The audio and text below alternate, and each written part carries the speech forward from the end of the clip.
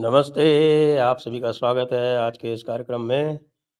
और आज हम बात करने वाले हैं हिंदुस्तान में जिंदा पाकिस्तान की और हिंदुस्तान में ही पनप रहे खालिस्तान की। और हमारे साथ बात करने के लिए हैं सुमित तीर जी। स्वागत है सुमित जी आपका। तो सही। आपने जी। देखा साहब कि पाकिस्तान जो है वो कितना एक्टिव है भारत में, क्योंकि मैं कई बार कहता रहता हूँ कि पाकिस्तान कोई ज़मीन का टुकड़ा नहीं है, वो एक ज़हनियत है, मेंटल स्टेट है, मानसिक बीमारी है। संजय सर, सबसे पहले आपका नमस्कार और साधुवाद शो पे बुलाने के लिए सभी दर्शकों को प्रणाम और साधुवाद। ये आपने बहुत सही कहा सर, पाकिस्तान कोई एरिया नहीं है, पाकिस्तान एरिया से बड़ा बन चुका है। पाकिस्तान नाम का कैंसर हर जगह फैल चुका है। और ये जो पाकिस्तानी मानसिकता है, पाकिस्तान तो एक मानसिकता के फलस्वरूप ही तो बना था, एक मेंटेलिटी। और ये पाकिस्तानी एक चीज में बड़ा अपने आप को प्राइड महसूस करते, कहते दुनिया में दो ही कंट्री ऐसी है जो आइडियोलॉजी पे बनी है, एक इजराइल और एक पाकिस्तान। अब इजराइल कहाँ और पाकिस्तान कहाँ है वो ये कहना भूल जाते हैं, वो पीछे का सेंटेंस ना भूल जाते हैं कि इजराइल कहाँ पाकिस्तान कहाँ है। 57 मुल्क मिल के मुसलमानों के इजराइल का कुछ नहीं कर पाते, और अब पाकिस्तान अपने आप को उनसे कंपेयर करता है। ये जो पाकिस्तानी मेंटेलिटी है ये हर जगह वहां होती है, जो बेसिकली एंटी हिंदू है, एंटी भारत है। हिंदुओं का माल लूटो, माल गनीमत लो और अलतकिया की दुकान चलाते रहो, इस पे इनकी मेंटेलिटी चलती है, इस पे इनकी सारी प्रकरण चलता है। और जब मौका आए आप कश्मीर से कैराना मल्लापुरम कहीं भी देखो, पीठ में खंजर भोंक दो। ये सिंपल मेंटेलिटी है कि भाई डेमोग्राफी चेंज करो। आज तो यहाँ बहुत कवायदे हो रही है संजय सर, डेमोग्राफी किसी भी तरह से चेंज करो। ये जो हिंदू 85-15 वाला नंबर है, इसे 60-40 तक लिया तो आगे का गेम खुद ही चल जाएगा, क्योंकि बर्थ रेट जो इनका वो तो खरगोशों से भी ज्यादा है। तो उसको मैच कर करा के हम पॉपुलेशन से कैसे इन्वेजन करेंगे। और आपको मैं याद दिला दूं, गद्दाफी ने क्या कहा था, हम यूरोप का कब्जा करेंगे बिना एक गोली चलाए, बस हम अपनी आबादी वहां भेजें और अपने मेल्स को वहां भेजें, बाकी काम वो खुद कर देंगे। कोई भी आप जहाज देखिए यूरोप में आने वाला, कहीं भी आने वाला, उसमें 18 से 23 साल के लड़के होते हैं। कोई महिला नहीं है, कोई बच्चा नहीं है, कोई बुढ़ा नहीं है, कोई लड़की नहीं है। तो जितने ये इमिग्रेंट्स है, सो कॉल्ड इमिग्रेंट्स, ये 18 से 23 साल के लड़के ही क्यों हैं? क्या इन्हीं को खतरा है, या इनको वहां कब्जा करने भेजा गया, इनको वहां लव जिहाद, ग्रूमिंग गैंग्स और ऐसे सारे प्रकरण करने के लिए भेजा गया है? यूरोप का इन्वेजन आज के लिए 18 से 23 साल के लड़कों द्वारा किया जा रहा है। वोटों के वोट आ रहे हैं, वोटों के वोट आ रहे हैं, और पाकिस्तानी भी इनमें बढ़ चढ़ के आ रहे हैं। क्योंकि देखिए, गजवाए हिंद तो मतलब उसकी डेफिनेशन तो बहुत वाइड है ना। गजवाई यूरोप, गजवाई अफ्रीका, हर चीज का गजवाई करना है जी, गजवाई गजवा है बस। जी जी, और आपने तो देखा अभी कि कर्नाटका विधानसभा में बाकायदा एक मुसलमान के राज्यसभा पे निर्वाचित होने पर पाकिस्तान जिंदाबाद के नारे लगाए गए। संजय सर, ये पाकिस्तान जिंदाबाद के नारे वहां लग रहे हैं, पाकिस्तान जिंदाबाद के नारे यहाँ बॉर्डर पे लग रहे हैं। पाकिस्तान जिंदाबाद के नारे कश्मीर में लगते हैं, पाकिस्तान जिंदाबाद के नारे हर जगह वहां लगते हैं जहां भारत और भारत की अस्मिता को चैलेंज करने की का पहला मौका मिले। मैं कर्नाटका पे रोकूंगा आपको, बाकी हम और बाद में चलेंगे। लेकिन हाँ, कर्नाटक कर्नाटका में। में देखिए आप, कर्नाटका में आप देखिए कि वहां पर वो जो हमारा पंचर वाला जुबैर है, जानते हैं पंचर वाले जुबैर को ना? हाँ हाँ, हाँ, हाँ। हाँ, वही पंचर वाला जुबैर, अच्छा अच्छा अच्छा, वही जिसने वही। जिसने वो अब सर, नूपुर शर्मा का वो वीडियो क्रॉप करके चलाया था, अब ध्यान आ सर गया आपको? देखिए। तो हाँ वो पंचर वाला जुबैर जो है वो कहता नहीं, ऐसा नारा लगा ही नहीं। सर, और बिल्कुल। कर्नाटका पुलिस कह रही है कि एक मोहम्मद शफी जो है उसने ये नारा लगाया वहां पर, और उसको उसने गिरफ्तार भी कर लिया। लेकिन कांग्रेस का वो हरिप्रसाद क्या कह रहा था, वो तो समझाइए।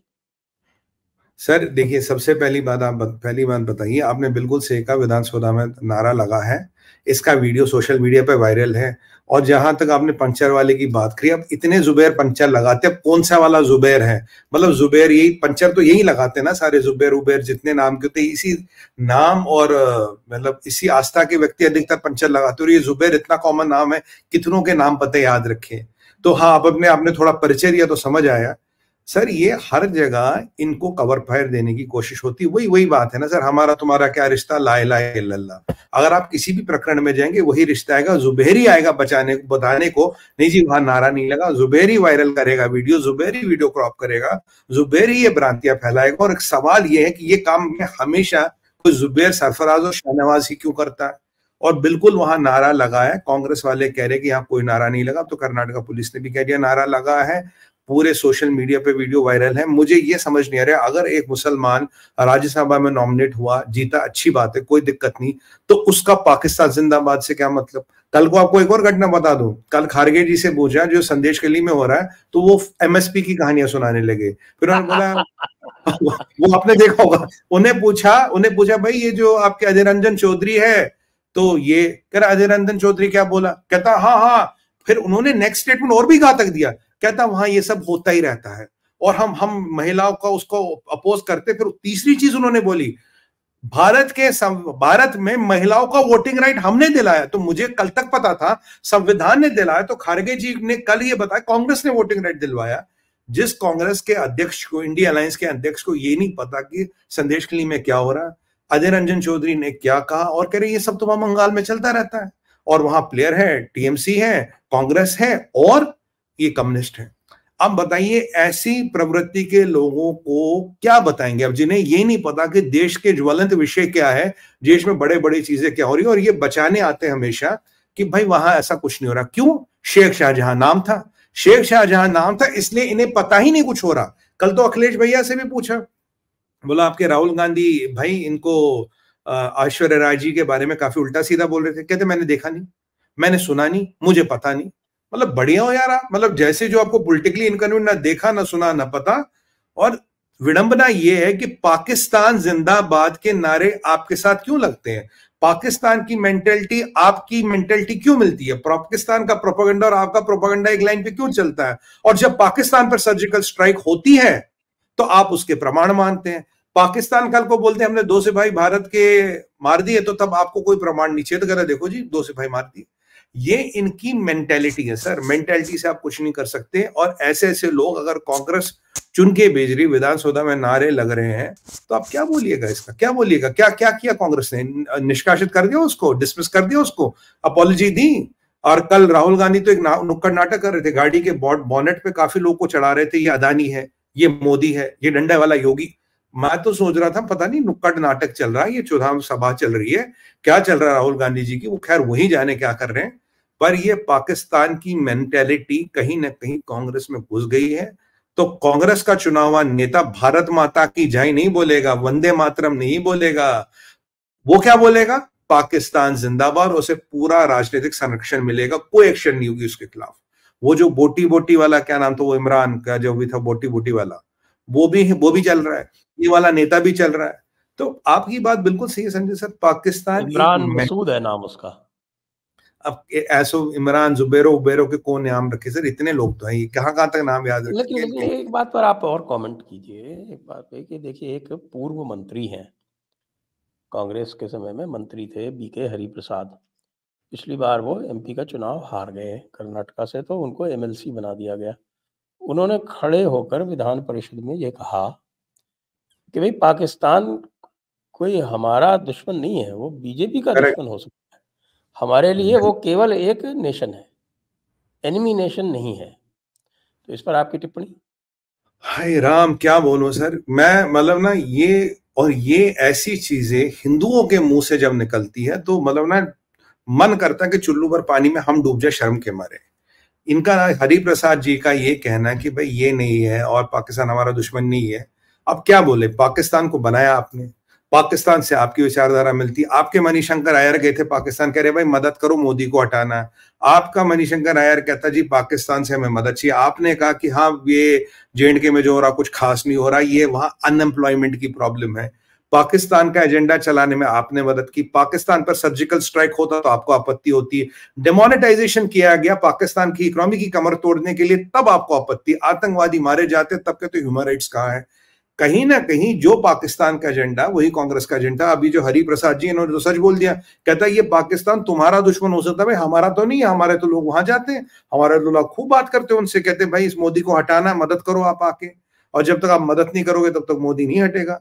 और आप बताइए, जब भी पाकिस्तान के खिलाफ कब लास्ट बार कांग्रेस ने एक सटीक बयान दिया, कब कहां उन्होंने कांग्रेस को क्रिटिसाइज किया? यहां तक कि पुलवामा भी कह रहे थे तो ये तो मोदी ने कराया।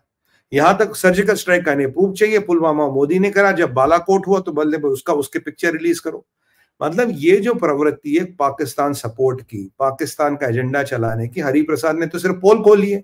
उसने तो जो बोला ना अंदर की बातें थी वो निकाल दी। कहता भाई तुम तो पाकिस्तान समर्थक क्यों भाई? तुम्हारा और पाकिस्तान का तो एक ही स्ट्रेटजी है। आप देखिए, जो स्ट्रेटजी पाकिस्तान बोलता है, ISPR ISI बोलता है, वही कोई ना कोई कांग्रेस का नेता भी उसी लाइन पे बोल देगा।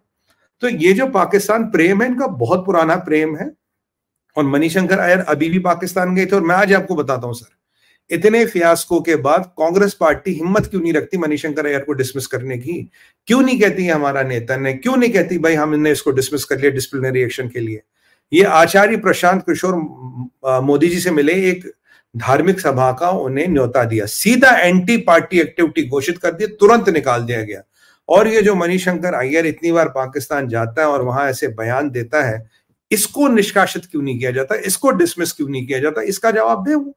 क्या रिलेशन है? क्यों पाकिस्तान से घबराते हो? क्यों पाकिस्तान से आप हताश रहते हो? और क्यों कम्युनिस्ट पार्टी ऑफ चाइना से आप हाथ मिला के MOU साइन करते हो? क्या है उस MOU में? ये जो इधर और इधर वालों से प्यार है, इधर पाकिस्तान इधर चाइना, ये प्यार बड़ा विचित्र है।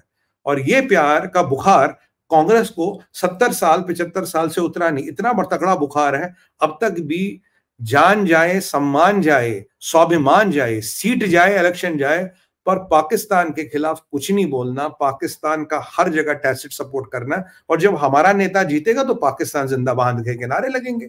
ये भी तो सच्चाई है। और कोई इनमें से नेता इसको कंडम नहीं करेगा, कोई नेता कंडम नहीं करेगा। क्या डिसिप्लिनरी एक्शन लिया? अगर आपने आचार्य जी को निकाल दिया, अच्छी बात है, आपकी मर्जी है, तो इस नेता को क्यों नहीं निकाला गया? क्या तुम्हारा ये चुना हुआ नेता माफी मांगेगा? क्या तुम ये बोल रहे हो कि जो हरिप्रसाद कह रहे हैं वो गलत है? भाई ऐसा कुछ नहीं है, क्योंकि तब लोग सवाल उठाएंगे सर्जिकल स्ट्राइक का, बालाकोट का, 50 चीजों का स्ट्राइक उठाएंगे। और जो पीछे आपने बोला था, इतने साल तक राबी पे बांध इसलिए नहीं बनाया ताकि पाकिस्तान को फ्री का पानी मिलता रहे। सर ये चीजें कहीं ना कहीं सामने आ रही है। डिमोनेटाइजेशन यहां होता, कमर पाकिस्तान की इकोनॉमी की टूटते हो, सवाल आप उठाते हो। सर्जिकल स्ट्राइक पे हर चीज पे आप सवाल उठाते हो, हर चीज पे प्रश्न चिन्ह लगाते हो। LCA LCH बनता है, प्रलय बनता, प्रचंड बनता, कभी बधाई दी? कभी बोला भारत ने अच्छा काम किया? नहीं किया। यह मतलब जहां पाकिस्तान के एजेंडा की को शूटिंग बात करे उसमें तो आप कूद जाते हो। जहां भारत डोमिनेट करता, जहां भारत इन जहादियों को पछाड़ता, इनकी औकात दिखाता, वहां आपके किसी भी लीडर से एक वक्तव्य नहीं आता। आप ऐसे लोग हो जिन्होंने आर्मी चीफ को गली का गुंडा कहा था, याद है आपको स्टेटमेंट? गली का गुंडा कहने वाले लोग हैं ये, गली के गुंडा। ये इनका सम्मान है आर्मी के प्रति, ये इनका सम्मान है फौजियों के प्रति। अब बताइए क्या अपेक्षा करेंगे? पाकिस्तान जिंदाबाद के नारे लगेंगे। और हरिप्रसाद जी ने सच बोल दिया तो कहते भाई ये क्या हो गया? कहीं ना कहीं रिलेशन तो है कुछ। मणिशंकर अय्यर को what stops you from dismissing Manishankar Iyer? अब तक क्यों नहीं कर पा रहे हो? ऐसी क्या मजबूरी है? ऐसे कौन से राज उसके सीने में दफन है? ऐसी कौन सी चीजें वो ऐसे जानता है कि उसको डर है उसको निकाला वो कहीं पब्लिक फोरम में आ जाए? ये है कांग्रेस की reality sir. This is the reality of Congress. Congress की जी रियलिटी तो ये भी है, अगर आप याद करें ये UPA का जो राज था उसमें, आप पहले 26/11 याद करें। जी 26/11 जो मुंबई अटैक हुआ था उसको याद करें। 26 तारीख को अटैक होता है, ठीक है। और जी 26 तारीख को अगर वो अजमल कसाब पकड़ा नहीं जाता, भगवान ओम बोले जी की आत्मा को शांति दे, जिन्होंने अपनी जान की परवाह नहीं करते हुए उसको पकड़ लिया जिंदा। तो आप ये देखिए कि 26 नवंबर को, नवंबर में 30 दिन होते हैं, 26 नवंबर को ये केस होता है और 2 दिसंबर को किताब लॉन्च हो जाती है, 26/11 RSS की साजिश। बिल्कुल। सोचिए आप कितना बड़ा ऑपरेशन था। मैं इतनी सारी किताबें लिख चुका हूँ, सब कुछ कर सकता हूँ, लेकिन 26/11 को जो एक ऑपरेशन हुआ LET का और जो 28 तारीख तक चला, उस पर मैं 2 दिन में लिख के पूरी किताब जो है वो जारी नहीं कर सकता। नहीं, कोई नहीं किसी लिख के हाथ सकता में। सर, कोई नहीं लिख सकता। और अब ये पता चल गया है कि वो किताब जो है वो पहले से लिखी हुई थी, रेडी थी। रेडी थी। बिल्कुल। एक बात सुनिए, दूसरी, समझौता एक्सप्रेस ब्लास्ट, याद दिलाता हूँ आपको। जी। समझौता एक्सप्रेस ब्लास्ट में पाकिस्तानी पकड़े गए थे। उन पाकिस्तानियों को 4 पाकिस्तानी पकड़े गए थे। ऊपर से आदेश आता है, ऊपर से, और उनको छोड़ दिया जाता है और असीमानंद को पकड़ लिया जाता है, जिसको बाद में कोर्ट बरी कर देता है ये कह के कि ये सब फ्रेम अप है पूरा। कर्नल पुरोहित। कर्नल पुरोहित, अब देखिए 4 ब्लास्ट और हुए थे जिसको इन्होंने भगवा आतंकवाद करके प्रचारित हाँ, करने हाँ। का प्रयास किया था। मालेगाँव 1, मालेगाँव 2, अजमेर ब्लास्ट, और एक ब्लास्ट और हुआ था, कौन-सा था वो? हैदराबाद, मक्का मस्जिद। और ये चारों ब्लास्ट जो थे, इनको करवाया गया और उसको आरएसएस के ऊपर मढ़ने का प्रयास किया गया। तो कांग्रेस तो ये करती है साहब। बिल्कुल सही कह रहे हैं संजय सर आप। इनको जो तकलीफ है ना, इनको ये तकलीफ है आरएसएस का कार्डर ना दिखता है ना बिकता है, ना दिखता है ना बिकता है। और ये जो 30-40 करोड़ का कार्डर है जो परिवारों को जोड़ता है, क्योंकि आरएसएस में तो आप जानते हैं संघ में पूरे परिवार को जोड़ा जाता है। तो ये जो एक साइलेंट सपोर्ट है, ये जो एक राष्ट्र सुरक्षा की एक दीवार है, इसको ध्वस्त करना। आप देखिए राहुल गांधी का अटैक हमेशा आरएसएस पे होता है, बीजेपी पे कम रहता है। 90% टाइम्स वो आरएसएस को अटैक करेंगे, बीजेपी को कम करेंगे, क्योंकि बीजेपी का कार्डर तो दिख रहा 18 करोड़ का है और बीजेपी के कार्यकर्ता भी दिखते हैं। अब ये संघ में कौन कौन जुड़ा, कहां कहां तक जुड़ा और संघ के तार कितने डीप है, ये तो राहुल गांधी को भी नहीं पता, ना इसका कोई रिकॉर्ड होता संघ में। तो इसीलिए इनको लगता है कि अगर हमें राजनीति करनी हो, राजनीतिक लिए जीतना है, जब तक संघ खड़ा है तब तक हम भाजपा को तो हराने का चांस ही नहीं रहता। शुरू से जब से राहुल गांधी राजनीति में आए हैं, वो कहीं ना कहीं संघ पे टारगेट करते। अब ये वाले देखिए, कसाब कलावा बांध के नहीं आया था सर। कसाब को कलावा बांधने का आइडिया किसने दिया? कसाब कलावा बांध के आया था ना, आरएसएस टेरर कहना था। यहाँ आपकी किताब तैयार थी। कर्नल पुरोहित के सामने आपने क्या क्या किया, साध्वी प्रज्ञा के साथ आपने क्या क्या किया। और उसके बाद जब पोल खुलती है, असीमानंद जी की बात करें, जब पोल खुलती है पता लगा इन बेचारों को तो कुछ लेना ही देना ही नहीं था। आप साध्वी प्रज्ञा का वक्तव्य सुनिए, कैसे उन्हें पीटा गया जेल में और उन्हें कैसी कैसी यातनाएं दी गई। अब तो पता नहीं उनका, अब कुछ तो परमानेंट डैमेज हो गया उनके शरीर को उन यातनाओं के बाद। कर्नल पुरोहित का क्या हाल किया आपने, पाकिस्तानियों को आपने जाने दिया। कहीं ना कहीं ये पूरी साजिश थी कि आरएसएस को ध्वस्त किया जाए, वहां पाकिस्तान की मदद ली जाए, आरएसएस को आतंकवादी संगठन घोषित करने की तैयारी, ताकि अगर ये आरएसएस का आतंकवादी संगठन हो गया, इसके कार्डर पे, इसके लीडरों पे क्रैकडाउन करेंगे और जो आरएसएस नाम की गले में हमारा मतलब राजनीतिक हड्डी फंसी हुई है, इसको हम दूर करेंगे, फिर भाजपा से निपट लेंगे। प्लानिंग तो पूरी ये थी। अब सवाल ये उठता, अगर कसाब का कलावा किताब, मक्का मस्जिद, ये मक्का मस्जिद वाली बात है, मालेगांव 1, मालेगांव 2, असीमानंद, साध्वी प्रज्ञा और कर्नल पुरोहित, अगर आप इन सारे चीजों को जोड़ के देखेंगे तो क्या ये कहना गलत होगा कि कहीं ना कहीं कोई ना कोई तो उनके साथ हैंड इन ग्लाउज था। हैंड इन ग्लाउज ये सारा प्रकरण चल रहा था, पूरा प्रोग्राम था आतंकवादी संगठन आरएसएस को डिक्लेयर करो, कार्डर को अंदर करो और आने वाले और राजनीति पे परमानेंट कब्जा कर लो। चाइना के साथ एमओयू हमने साइन कर ही रखा था, तो दिक्कत तो कोई थी नहीं। मणिशंकर अय्यर साहब तो जा ही रहे थे पाकिस्तान, हर 15 दिन में पाकिस्तान किसी इंटेलेक्चुअल डिस्कशन के लिए जाते थे। मुझे समझ नहीं आता कि जहादियों के साथ कौन सा इंटेलेक्चुअल डिस्कशन होता है। मदरसा फेलो से आप कौन से बुद्धिमत्ता की बात कर सकते हैं, ये तो खैर मुझे पता नहीं। अब मणिशंकर अय्यर जी वहां क्या कह रहे थे, वो वीडियो भी वायरल होता है। वो तो आपने सही क्रेडिट दिया तुकाराम जी को। अगर वो अपनी जान पे खेल के जहादी, उस क्या बताऊं, उस गलीस कीड़े को जिंदा नहीं पकड़ते तो ये हिंदू टेरर, आरएसएस टेरर का वर्ड फैल गया होता। आप बताइए सैफरन टेरर का वर्ड किसने लाया, कहां गया सैफरन टेरर, कितने हिंदू टेररिस्ट पकड़े गए आज तक? आपका जिस जिस राज्य में राज्य कितने दिग्विजय बताओ। सिंह और सुशील शिंदे, ये लोग थे। इन्होंने कौन, क्यों चिदम्बरम साहब ने नहीं बोला? चिदम्बरम साहब ने भी बोला सैफरन चिदम्बरम टेरर। बड़े चिदम्बरम बड़े ने तो बाद अंग्रेज। में बोला, शुरुआत हाँ, तो इन्होंने की थी दोनों। और दिग्विजय कहाँ है सिंह तो सैफरन? उस फंक्शन में थे जिसमें वो आरएसएस की साजिश 26/11 आरएसएस की साजिश पुस्तक जो थी वो बर्नी था, उसने लिखी थी, आप इस्लामिस्ट। बताइए और ये सर। वहां पे खड़े हुए थे। ये नहीं, इन्होंने तो जाकिर नायक के साथ में भी गलबैयां की हैं श्रीमान जी ने। मैं जाकिर नायक का बता दूं, दिग्विजय सिंह जी कह रहे हैं कि ये तो शांति का दूत है, क्यों जाकिर नायक ने 50 लाख रुपए नहीं दिए थे किसी ट्रस्ट में, इनके 50 लाख रुपए दिए थे, हाँ, वो याद है? बिल्कुल 50 लाख रुपए दिए थे। यस यस शांति यस का दूत जाकिर नायक को बताने वाला कौन? जाकिर नायक ने 50 लाख किसके ट्रस्ट में दिए? कम्युनिस्ट पार्टी ऑफ चाइना ने कहा $1 लाख डाले राजीव गांधी फाउंडेशन में, 1 लाख या $1.5 लाख। ये तो ऑफिशियल चीज है ना जो बाहर आई। अब जो अनऑफिशियली बाहर नहीं हो तो ईश्वरी जाने, हो तो महाकाली जाने कितना है क्या नहीं है, पर ये चीजें तो बाहर आई है। ये सारे प्रकरण को स्टडी कीजिए सर, क्या क्या हम बात कर रहे हैं? कितने हिंदू आतंकवादी पकड़े गए? कौन हिंदू आतंकवादी है? कहाँ है हिंदू आतंकवाद? ये जो आरएसएस 150 कंट्रियों में आप लगभग फैली हुई, क्या उन कंट्रियों की इंटेलिजेंस भी हमने खरीद ली? क्या उनको भी हमने खरीद लिया? क्या वहां पे भी मोदी का राज चलता है? कि वहां की सरकार, शासन प्रशासन भी मोदी से डरता है?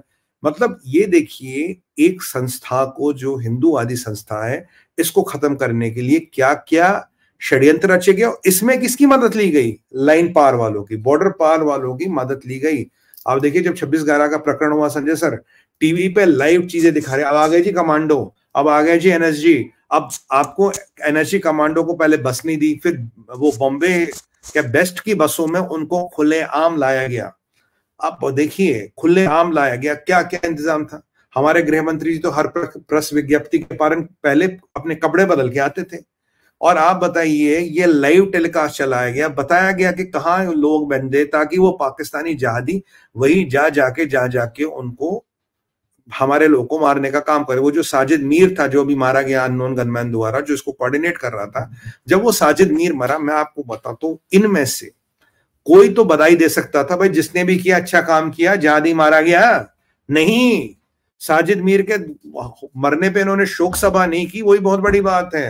ये जो कोऑर्डिनेट कर रहा था 26/11 को, जिसको अननोन गनमैन ने मारा, आप देखिए इतने अननोन गनमैन ने इतनों को ठिकाने लगा दिए। इनमें से किसी ने बधाई दी कि एक स्टेटमेंट बोला कि अच्छी बात है यार, they were involved in killing our people, ठीक है मर गए? नहीं बोलेंगे, क्योंकि दर्द तकलीफ हो रही है। लाइव टेलीकास्ट, आतंकवादियों के लिए लाइव टेलीकास्ट। आईएसआई और ये जैश ए मोहम्मद और लश्कर तोयबा का स्टेटमेंट आया कि हम भारत का टीवी देख के अपने कार्डर को डायरेक्शन दे रहे थे। क्या झूठ बोल रहा हूं मैं? अपना कार्डर देख के हम डायरेक्शन दे रहे थे, वहां जाओ, उस फ्लोर पे जाओ, इस फ्लोर पे जाओ।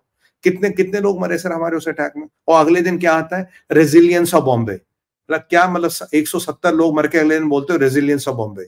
मतलब कि हिंदुस्तान क्रिपल नहीं हुआ, फाइनेंशियल कैपिटल क्रिपल नहीं हुआ, इस चीज का तुम्हें दुख है? रेजिलियंस ऑफ बॉम्बे की बात कर रहे हो?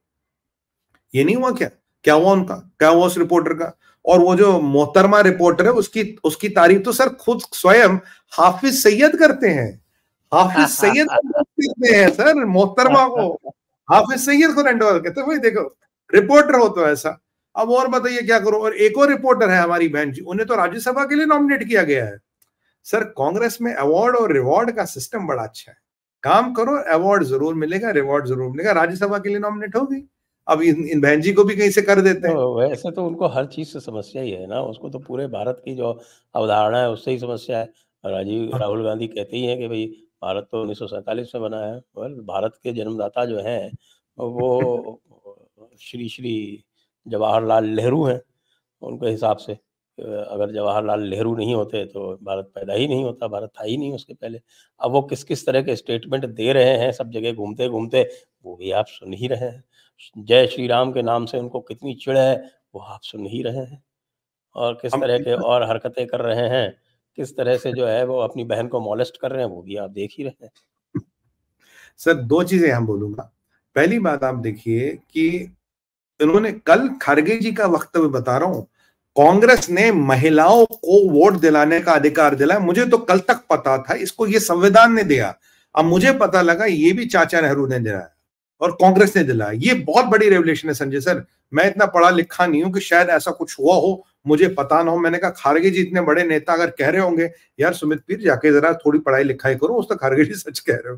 पहले तो ये एक बहुत बड़ा चमत्कार है भारत की राजनीति में। चाचा नेहरू ने भारत बनाया और कांग्रेस ने हमारी माताओं बहनों को वोट डालने का मूलभूत अधिकार चाचा नेहरू ने दिलाया, ये एक और क्रेडिट है।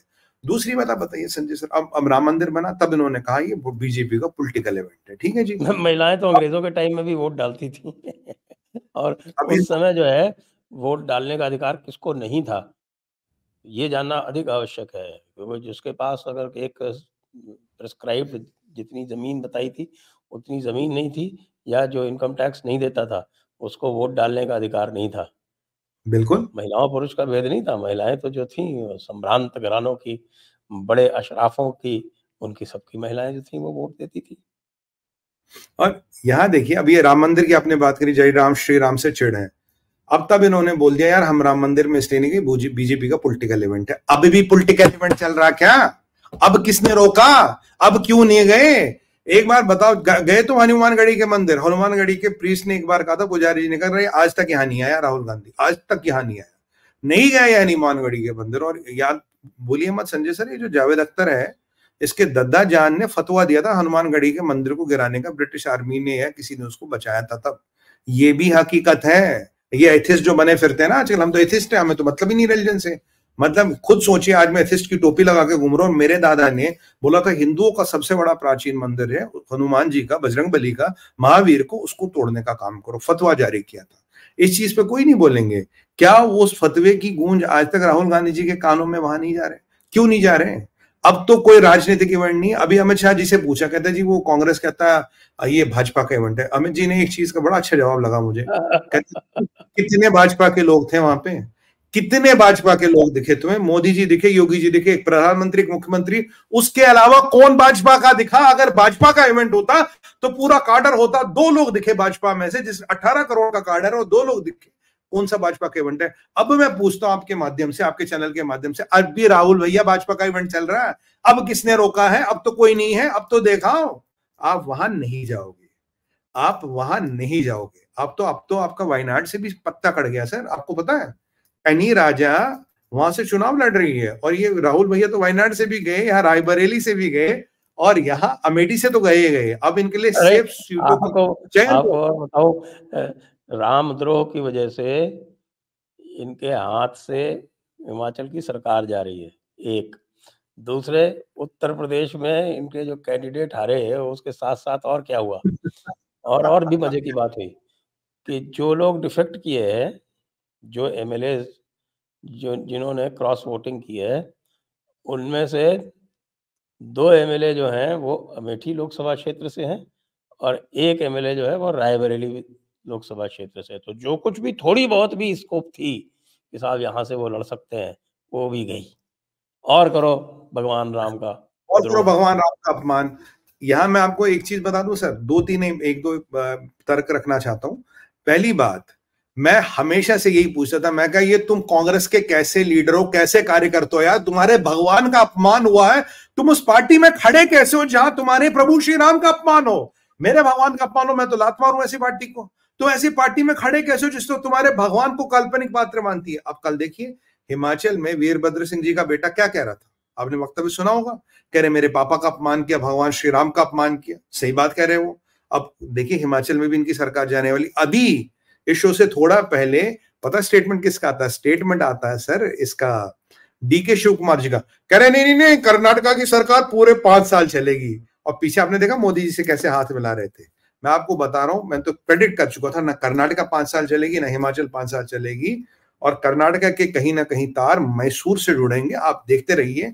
कर्नाटका पी गया, इनका कार्डर इनसे इतना बेहद परेशान है, कह रहे यार तुम किस मुंह से वोट मांगने आते हो? तुम सनातन के महापर्व भगवान राम की प्राण प्रतिष्ठा में नहीं गए। इतना अहंकार है तुम्हारा, इतना बड़ा तुम्हारे नेता अपने आप को समझते हो, और हिंदू कहते हो, दत्तात्रेय कोल कश्मीरी पंडित ब्राह्मण, और श्री राम के राज्याभिषेक में नहीं जाते हो, प्राण प्रतिष्ठा में नहीं जाते हो।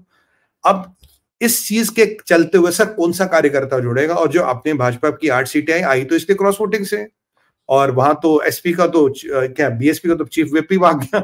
अब ये देखिए हर जगह से जो हिंदू नेता है, जो जो मैं कहता हूं सजग हिंदू नेता, जो मतलब व्हाट टू से, जो हिंदू सनातनी नेता वाकई में है, वो कहीं ना कहीं पार्टियां छोड़ के निकल रहे हैं। उन्हें लग रहा है यार यहाँ कोई बात नहीं बनने वाली। अब बीएसपी में देखिए, आप एसपी में देखिए, आप यहाँ देखिए, हिमाचल की बात करें, आप कर्नाटका में ये मुसलमान नेता चुन के आते हो तो पाकिस्तान जिंदाबाद के नारे लगते हैं। आप बताइए मतलब क्या है ये विडम्बना? तुम्हारा मेरा क्या रिश्ता, ला इलाहा इल्लल्लाह, वही वही काम चल रहा है। पाकिस्तान से रिश्ता क्या है? एक आपको और खुलासा करता हूँ जी, ये जो नासिर अहमद जो इलेक्ट हुआ है, जिसके इलेक्शन के ऊपर पाकिस्तान जिंदाबाद के नारे लगे थे, ये खड़गे साहब का पर्सनल सेक्रेटरी है। अरे वाह, क्या रेवलेशन है संजय सर। इसीलिए इसीलिए खरगे साहब को संदेश के लिए नहीं पता, इसलिए खरगे साहब हमसे आप जो है रेवलेशंस पे रेवलेशंस लेते रहिए, अब तो क्या है, अलग बात है कि हमारे रेवलेशंस पे कोई होली बुक नहीं होती, लेकिन रेवलेशन तो हम भी देते हैं। सर ये राजनीतिक रेवलेशंस है, इसको किताब लिखने वाली नहीं है। इन रेवलेशनों से काफी चीजें हिलती है। और क्या ये कहना गलत होगा कि जब सनातन का अपमान हो रहा था, खरगे जी के सुपुत्र प्रियांक खरगे जी भी उस बैंड वैगन में जुड़े थे? कहना गलत तो नहीं होगा ये? खरगे जी के सुपुत्र भी तो जुड़े थे, प्रियांक खरगे, उन्होंने भी तो स्टेटमेंट दिए हैं। इनके कर्नाटका के गृह मंत्री ने भी स्टेटमेंट दिए, टी राजा ने और वहां उदयनिधि स्टैलिन वगैरह ने तो दिए ही दिए थे, पर इनके दो खरगे जी के पुत्र और यहाँ के गृह मंत्री कर्नाटका के, उनके भी तो स्टेटमेंट आए हैं। तो ये मैं वही कह रहा हूँ ना सर, ये क्या कनेक्शन है यहाँ पाकिस्तान, मुसलमान और कांग्रेस, ये समझ नहीं आता। ये आज तक ये कनेक्शन समझ नहीं आया, और ये कहीं ना कहीं कनेक्शन दिख के आ रहा है। ऐसी कांग्रेस की क्या मजबूरी थी कि भगवान श्री राम की प्राण प्रतिष्ठा में नहीं गए? ऐसी क्या तुम्हारी मजबूरी है कि अब भी नहीं गए? चलो यार, तब भाजपा का इवेंट था, अब क्या है, अब कौन रोक रहा तुम्हें जाने से? अब क्यों नहीं जा रहे? अब भी नहीं जा रहे, ये जाएंगे नहीं सर, ये जाएंगे नहीं, आप देखिएगा, ये जाएंगे नहीं। इनको अपनी राजनीति और अपने वोट सबसे प्रिय। एक मुसलमान अपीसमेंट की पॉलिटिक्स पे कांग्रेस चलता है, अब भी उसी पे चलेगा। मतलब हिंदू को तो इन्होंने मान लिया यार, ये तो फॉर ग्रांटेड है, ये तो वोट देगा ही देगा, जो हमारा कार्य वो है, जो हमारा अनुयायी है वो तो वोट देगा ही देगा। बस यही भ्रम इन्हें परेशान कर रहा है। और आजकल राहुल गांधी जी, मैंने आपको बताया, गाड़ी के बॉनेट पे मैंने एक जगह बैठे हैं और कुछ किसी को योगी बना रहे, किसी को मोदी, किसी को अमित शाह, किसी को अदानी। कह रहा तो उसकी जेब में ये अदानी तुम्हारी जेब काट रहा। मैं, राहुल जी अगर ये कर करके इलेक्शन जीतोगे यार, फिर तो जो बॉलीवुड का डायरेक्टर होगा यही प्रधानमंत्री बन जाएगा। इससे फिर तो ये तो पूरा पिक्चर बना सकता है ना। अगर आप नुक्कड़ नाटक करके इलेक्शन जीतना चाहते हो जिसमें पूरे पिक्चर बनाने की क्षमता, वो तो सीधा प्रधानमंत्री बनेगा। यहाँ खरगे जी की परिस्थिति देखिए, राहुल गांधी की परिस्थिति देखिए, और ये करेंगे 400 पार, ये करेंगे 400 पार, ये सीटें जीतेंगे। इनका नेता जीता, पाकिस्तान जिंदाबाद के नारे। ये मैं तो ये कहता हूँ कि मेरे ख्याल से अगर ये लोग पाकिस्तान में चुनाव लड़ दें तो इनके चांसेस ज़्यादा बेटर रहेंगे। वैसे ये का और आपको बता दूँ कि हमारे राहुल गांधी जी जो हैं, वो कैम्ब्रिज क्यों गए हैं, ये एक बड़ा रहस्य हो गया है। हाँ, सब कुछ छोड़ आपके पास जो है वो लंदन के सीधे तार जुड़े हुए हैं, तो आप मुझे बताइए क्या कर रहे हैं वहाँ पे? सर देखिए, पहले 2-3 चीजें इसके बैकग्राउंड में। पहले ये जो कैम्ब्रिज वाली ये जो थी, वॉट एवर मीट या स्पीच या जो भी आप कहें, ये कहीं कैम्ब्रिज के कैलेंडर में नहीं थी, अचानक ही आती है। फिर बाहर राहुल गांधी जी कहते हैं, भाई मैं भारत में बहुत बड़ा अन्याय हो रहा हूं और मैं न्याय यात्रा कर रहा हूं उस अन्याय से लड़ने के लिए। और उसी अन्याय की यात्रा में आपको पता नहीं है वो वहां निताशा कौल से मिलने गए? हाँ, वो उस पे भी आएंगे ना सर। ये उसी अन्याय की यात्रा में ये निकल गए, तो अपनी यात्रा के साथ खुद अन्याय करके कैम्ब्रिज चले गए। अब मैं एक ही सवाल पूछ रहा था काफी जगह, मैं कहा यार अगर 20-50 बालिकाओं को एड्रेस करना हो तो जूम से भी हो सकता है, गूगल से होता है, 50 चीजों से होता है। ऐसी क्या मीटिंग है राहुल गांधी जी कि आपने पूरी यात्रा, पूरा पॉलिटिक्स चल रही है, आपके इलेक्शन चल रहे हैं, आपके 3 स्टेटों में राज्यसभा का चुनाव चल रहा है, आप वो छोड़ के कैम्ब्रिज चले गए। लास्ट टाइम आपको याद होगा जब ये कैम्ब्रिज थे, उसी कालखंड में नदीम अंजुम और आसिम मुनीर भी वहां थे, वो भी लास्ट टाइम वहां थे। अब ये निताशा कोल वगैरह तो वहां घूम ही रही है। अब लोग तो मुझे ये भी कहते हैं कि सरोज भी आजकल लंदन में रह रहा है, लोग मुझे ये कह रहे हैं सरोज भी आजकल लंदन में रह रहा है। तो मतलब किससे मिलने गए, क्या मिलने गए, किससे मिलने गए? क्योंकि कैम्ब्रिज का भाषण तो 20-25 मिनट में खत्म हो गया होगा। बाकी टाइम जो है किससे मिलते रहे, क्या करते रहे? आपने स्टेटों का इलेक्शन छोड़ दिया, क्रॉस वोटिंग हो रही, उसकी चिंता नहीं, कोई चिंता नहीं। ऐसी क्या मजबूरी है? ऐसे कौन से समीकरण बिठाने गए हो? और याद रखिए संजय सर, जयराम रमेश जी का वक्तव्य 3 मार्च को you will see Rahul Gandhi in a new अवतार, ये जयराम रमेश जी ने परसों कहा है। और आज 29 को ट्रकरों को दिल्ली आना था। तो ये अगर आप पूरे प्रकरण के दौर जुटे तो 3 क्या होने वाला है? ट्रकरों को तो आया नहीं, और दूसरे वो उनकी जो एजेंट थी नताशा कौल, उसको कर्नाटका सरकार ने बुलाया था भाषण देने भारत के विरोध में, और वो लगातार कश्मीर पे भारत के विरोध में बोलती रही है, 370 के विरोध में बोलती रही है, और भारत को कहती रही है कि भारत जो है वो अत्याचारी है, उसके बारे में भी 2 और ह्यूमन राइट्स वायलेशन करता है। इसके बारे में भी और 2-4 शब्द बोलते सर। सर पहली बात, मैंने एक जगह एक एयरफोर्स स्टेशन पे एक बोर्ड देखा था, उसमें लिखा था एनिमी लेकिन अच्छा एजेंट्स हुआ डू। कि भारत ने जो है उसको वहीं से आउट कर दिया गया, चल बाहर चल। और मैं कितने तो कह सारे रहा हूँ ओसीआई कार्ड कैंसिल कर दिए, और अगर नहीं है। कितने सारे अभी आप देख रहे हैं कि अब लोगों के पासपोर्ट भी कैंसिल होने जा रहे हैं। बिल्कुल होने चाहिए सर, बिल्कुल होने चाहिए। सबसे पहले मैं आपको बता दूं, मैंने एक बोर्ड देखा था सर एक एयरफोर्स बेस पे, उस पे लिखा था enemy agents do not look alien.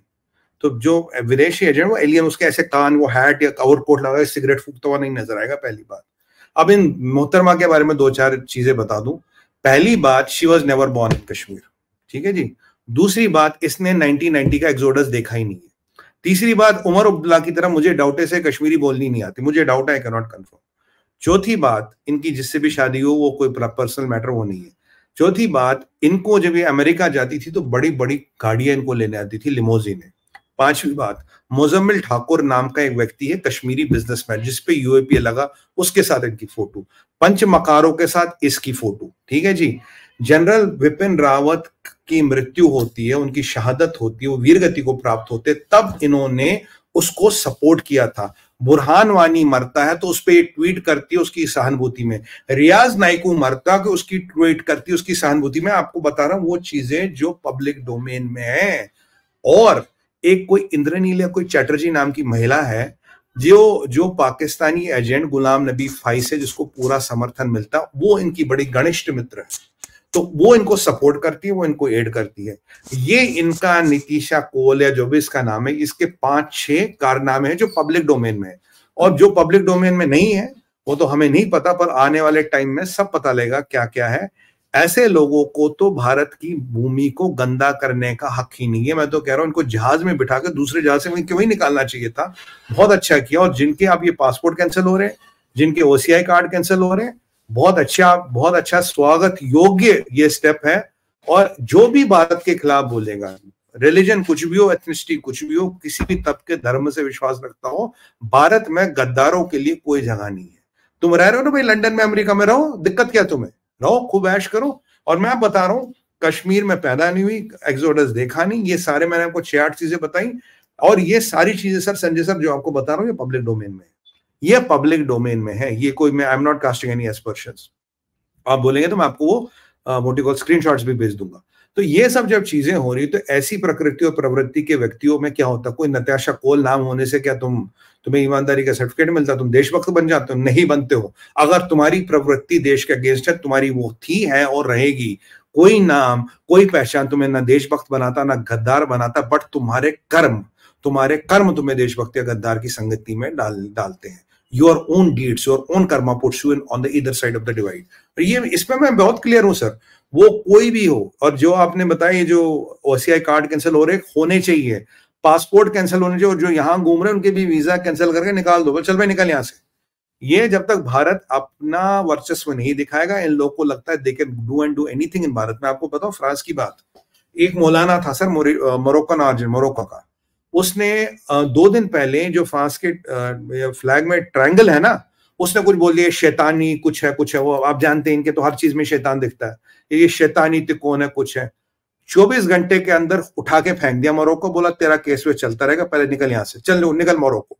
जब तक हम यही चीज नहीं करेंगे तब तक ऐसी बात नहीं बनेगी। और कांग्रेस वालों को भी एक ही घोड़ी का लाल नजर आता, जिसको लंदन से इंपोर्ट करके बुलवाना पड़ा। यार हम इतने लोग हैं भारत में, इतना बड़ा मीडिया है, इतने बड़े लोग हैं, तो आपको इंपोर्टेड स्पीकर लाने की क्या जरूरत थी? यहां पूरे भारत में 140 करोड़ लोगों में कोई नहीं मिला भैया। मुझे याद आता टाइगर पिक्चर का वो डायलॉग, वो गिरीश कर्नाड कहता सर उस टाइगर ने जोया से शादी कर ली। कहता वो अपने थोड़े एक्सेंट में बोलते हैं, कह रहा इस देश में इस वर्ल्ड में कितना कंट्री है? बोलता सर 203। कहता यार और कोई कंट्री नहीं मिली, पाकिस्तानी मिला तुम्हें। मैं वही कह रहा हूं, ये इंपोर्टेड ही मिला क्या? 140 करोड़ का देश है भाई, यहाँ पे कोई तुम्हें ऐसा स्पीकर नहीं मिला कि इंपोर्टेड लाना पड़ा। ऐसी क्या मजबूरी है, इतनी क्या कमजोरी है सर? आप इनसे पूछिए ऐसी क्या मजबूरी है, इतनी क्या कमजोरी, इतने हताश और निराश क्यों हुए जा रहे? डीके शिव कुमार जी आप स्टेटमेंट क्यों दे रहे 5 साल तक सरकार चलेगी? मेरे को तो लफड़ा दिख रहा बाबा, 5 साल नहीं चलेगी। अब आपको किसी ने पूछा 5 साल तक सरकार चलेगी? अब तो खुद कह रहे 5 साल सरकार चलेगी। और ये आपकी कल की पोल पट्टी तो वीरभद्र सिंह जी के बेटे ने तो खोल दी है कल। कह रहे कि मेरे पिताजी को मॉल रोड पे, जो 6 बार मुख्यमंत्री रहे हैं, मेरे पिताजी को 2 गज जमीन नहीं दी उनका पुतला लगने के लिए। ये है कांग्रेस में, ये है कांग्रेस में जो आपकी लॉयल्टी का रिवॉर्ड। गुलाम नबी फाई से इनका कलेक्शन, मुजम्मिल ठाकुर से इनका कनेक्शन, पंच मक्कारों के साथ इनकी फोटो, हर चीज जो एंटी भारत है, जो एंटी सनातन है, उस पर इनका काम है। मैं आपको बताऊं, it is not about the name, it is about your deeds. नाम आपका कुछ भी हो, निताशा कोल या कुछ होने से you get no god damn certificate. जो तुम्हारे कर्म है, मैं उनकी बात करूं। I am not going against the person, I am highlighting the karmas in the public domain. और ऐसे लोगों के साथ यही करना चाहिए, और जो हमारी सरकार ने किया बहुत अच्छा किया। और मैं तो ये भी बताऊं कि इन पे अगर इनका यहाँ कोई प्रॉपर्टी इनके यहाँ किस किस से संबंध है, उसकी भी जांच कराई जाए, उसकी भी जांच कराई जाए किस किस से प्रॉपर्टी है। अगर आप हमारे स्वर्गीय सीडीएस की डेथ को जस्टिफाई करते हैं, विपिन रावत जी के वीर गति पे आप लिटरली मातम मनाते हो, तो आपकी इस हिंदुस्तान में कोई जगह नहीं है। आपके लिए भारत में एक नमक का दाना नहीं है, ये बात समझ लो। और यही होना चाहिए। मतलब you are mocking the death of our CDS and you are celebrating it. आपका ट्विटर है जो मैं बता रहा हूं, आपका ट्विटर है जो बता रहा हूं। बुरहान मानी के मरने पे आपको तकलीफ होती है, रियाज नाइकू के मरने में तकलीफ होती है, जिन्होंने कहीं हमारे सिपाहियों को मौत के घाट उतारा, जेएंड के पुलिस के हो, आर्मी के हो, जो बंदूक लेके चलते, जिन्होंने हिंदुओं का नरसंहार किया, उनके मरने पे आपको बड़ी तकलीफ होती है। और विपिन रावत जी जैसे देशभक्त के मृत्यु पे आप हर्षोल्लास मनाते हैं, आप कहते हैं भाई बहुत अच्छा हुआ। ये आपके दोहरे चरित्र को दर्शाता है, ये आपके पाकिस्तानी कनेक्शन को दर्शाता है। और ये जो महिला है, क्या नाम उनका, मिस बनर्जी या जो भी है, बोले तो मैं देख के बता देता हूं, उसका फाई के साथ रिलेशन और उसका आपको समर्थन, इट्स एंड्स द स्टोरी। लेकिन अब हम इसको जो है इस पे और देखते हैं, जो भारत सरकार ने जो एक्शन किए हैं, खासतौर से जैसे एक वो फ्रेंच जर्नलिस्ट थी जो एक कांग्रेस से, इंडियन सिटीजन से, कांग्रेसी था, उससे मैरिड थी, वैनेसा दुनियाक, तो उसको उसका ओसीआई कार्ड कैंसिल कर दिया। बहुत सारे करीब 200 लोगों का, यूएस के और कनाडा के खालिस्तानियों का ओसीआई कार्ड कैंसिल कर दिया। और अभी-अभी आप देखेंगे कि जोगिंदर शर्मा, जो deputy superintendent of police, Joginder Sharma, आपको याद हो कौन थे? वो 2007 का जो इंडिया ने वर्ल्ड कप जीता था, उसकी आखिरी बॉल जिसके ऊपर कैच लिया था श्रीसंत ने, वो जोगिंदर शर्मा, भारत का खिलाड़ी, वो हरियाणा गवर्नमेंट में डीएसपी है। उसने कल स्टेटमेंट दिया है बैठ के अंबाला पुलिस की ओर से कि ये जितने भी हैं सबको हमने पहचान लिया है और इनका सबका पासपोर्ट कैंसिल हो जाएगा। तो अगर खालिस्तानी का पासपोर्ट कैंसिल हो गया तो वो तो मर गया। सर ये बहुत अच्छा स्टेप हुआ। सबसे पहले तो जोगिंदर शर्मा जी को सैल्यूट करता हूं। आप जैसे अफसर ही है तभी हमारा देश चलता है, और आप जैसे अफसरों के दम पे ही देश चलता है। उन्होंने कहा दिया भाई सबको आइडेंटिफाई कर दिया है, सबकी फोटो, कुछ की तो फोटो भी जारी कर दी, जिसका पासपोर्ट है पासपोर्ट कैंसिल, जिसका ओसीआई कार्ड है ओसीआई कैंसिल। मैं तो ये निवेदन करूंगा माननीय मुख्यमंत्री खट्टर जी से, सर यूपीए लगा के जो नुकसान इन्होंने किया है, इनकी प्रॉपर्टी अटैच करके नुकसान की भरपाई कीजिए, क्योंकि देश का नुकसान किया इन्होंने। देखिए देश का नुकसान है, टैक्स पेयर का नुकसान, गरीब का नुकसान, शोषित और वंचित का नुकसान, ये कैसे होने देंगे? अगर कुछ ऐसे उपद्रवी एलिमेंट सोचते कि वो देश का नुकसान करेंगे तो वो उसकी भरपाई करें ना। अगर उनके पास इतने पैसे, उनके फंडरों के पास इतने पैसे, तो भरपाई करें। ये नया प्रकरण खाली पासपोर्ट कैंसिल करने का नहीं, और जैसे पासपोर्ट कैंसिल हो कर गया, खालिस्तानी कबाल के किसी काम का ही नहीं रहता, किसी काम का नहीं रहता। ओसीआई कार्ड कैंसिल हो गया, किसी काम का नहीं रहता। अब वीजा लेके यहाँ आना पड़ेगा, और वीजा लेके जब आना पड़ेगा तो सवाल जवाब होगा। मैं कहता हूं सर आप बताइए, टाइम नहीं आ गया यूएपीए लगाने का? इन पे क्यों नहीं लग रहा है यूपीए? मैं तो माननीय मुख्यमंत्री जी से निवेदन करूंगा यूपीए लगाए, प्रॉपर्टी अटैच करें इनकी। देखिए मतलब कहां से भरेंगे सर हम? अभी 600 करोड़ का लॉस है सर। ये जो घेराव हो रहा है हरियाणा में, it's costing 600 crore to economy. 500 से 600 करोड़ का है। पहले 3,500 से 4,000 करोड़ का लॉस कर चुके थे दिन में। क्या कुछ उपद्रवी तत्व, क्या कुछ खालिस्तानी एलिमेंट 600 करोड़ का लॉस करेंगे क्या देश, नेशन का दिन का? And why should nation take that loss? क्यों वो लॉस करें? और ये जो तोड़फोड़ करें सर, हमारे 125 लोग हरियाणा पुलिस के जख्मी हैं, 18 लोग आईसीयू में, 4-5 लोग की अनफॉर्चुनेटली मृत्यु भी हो गई है। We are paying a lot of cost for it.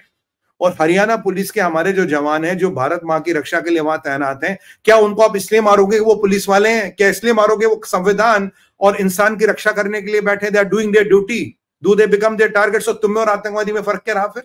तुम में और बुरहान वानी में क्या फर्क रहा फिर? वो भी तो ये करता था, नाइको भी यही करता था। मतलब people in uniform who are doing their duty protecting the motherland, आप उनको टारगेट कैसे कर रहे हो? और कौन सा प्रोटेस्ट है सर? इन्हें फार्मर प्रोटेस्ट भी नहीं करना चाहिए, ये होना चाहिए दिल्ली चलो प्रोटेस्ट, दिल्ली घेरो प्रोटेस्टर्स। फार्मर वार्मर का नाम ही इनसे हटाना चाहिए, फार्मर तो है नहीं। दिल्ली चलो और दिल्ली घेराओ प्रोटेस्टर्स है ये। बिल्कुल ये है ठीक इनका है, लेकिन यही ट्रीटमेंट होना चाहिए इनके साथ, खालिस्तानियों के साथ, जिनके दिल में बिल्कुल। खालिस्तान बसता है और जिनके दिल में पाकिस्तान बसता है, उनके साथ इसी तरह का ट्रीटमेंट होना चाहिए। चलिए, आज के इस चर्चा को अब हम यहीं पर विराम देते हैं। आप सभी दर्शकों का बहुत-बहुत धन्यवाद। सुमित पीर जी का बहुत-बहुत धन्यवाद। जय हिंद, जय भारत, वंदे मातरम। संजय सर आपका बहुत बहुत धन्यवाद। सभी दर्शकों को साधुवाद। भारत माता की जय, वंदे मातरम। और जाते जाते हर हर हर हर हर महादेव।